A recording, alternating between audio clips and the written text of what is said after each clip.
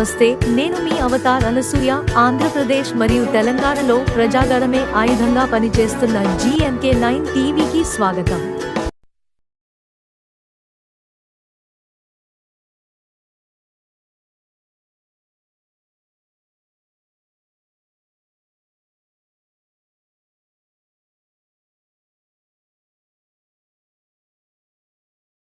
అనంతపూర్గా charge తీసుకోవడం జరిగింది.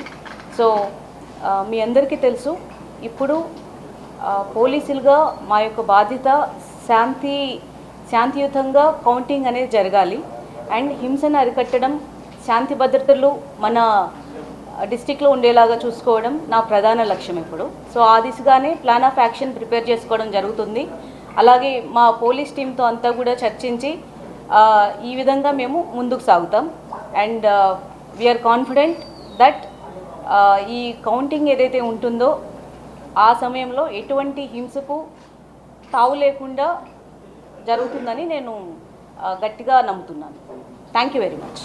Schedule వచ్చిన తర్వాత మన అనంతపురం జిల్లాకు మీరు 3వ ఎస్పీగా ఉన్నారు. సవాళ్ళు అనేకమైనవి, మీకు స్వాగతం పలుకుతుంది. ఎలా ఫేస్ చేయాలి? యాజ్ ఐ సెడ్, ఇప్పుడు సీనియర్స్ అడ్వైస్ తీసుకోవడం జరుగుతుంది. అలాగే మా టీమ్స్తో ఫీల్డ్ లెవెల్లో ఉన్న టీమ్స్ అందరితో కూడా చర్చించి ప్లాన్ ఆఫ్ యాక్షన్ ప్రిపేర్ చేయడం జరుగుతుంది. సెన్సిటివ్ ఏరియా, ఎందుకంటే పోలింగ్ ముందు రోజు, పోలింగ్ తర్వాత వర్షాలు చాలా మీరు చూసినారు. కౌంటింగ్ సమయంలో ఎలాంటి జాగ్రత్తలు తీసుకున్నాయి? ఈ సెన్సిటివ్ ప్లేసెస్ సంబంధించి మీ పరిధిలో ఎలాంటి చర్యలు తీసుకోవాలి? ఆల్రెడీ ఇప్పుడు స్ట్రాంగ్ రూమ్కి మనం 3 టైర్ సెక్యూరిటీ అనేది ఏర్పాటు చేయడం జరిగింది, ఎలక్షన్ కమిషన్ గైడ్లైన్స్ అనుసరించి. అలాగే ఇప్పుడు మీరు చెప్తున్న సెన్సిటివ్ ప్లేసెస్, అదే కాకుండా మిగిలిన సెన్సిటివ్ ప్లేసెస్ అన్నీ కూడా ఐడెంటిఫై చేయడం జరుగుతుంది. ట్రబుల్ మాంగర్స్ని ఐడెంటిఫై చేయడం జరుగుతుంది. అలాగే చట్టపరమైన చర్యలు,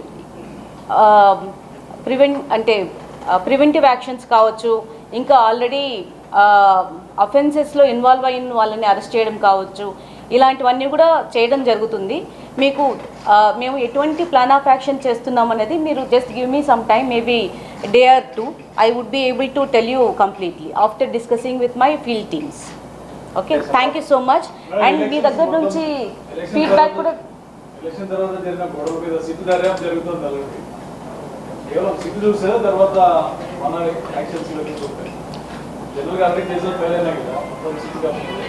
as I said, I just took charge. So ఒకసారి మా టీంతో అందరితో డిస్కస్ చేస్తాను. అలాగే మీ దగ్గర నుంచి కూడా ఫీడ్బ్యాక్ తీసుకోవడం జరుగుతుంది.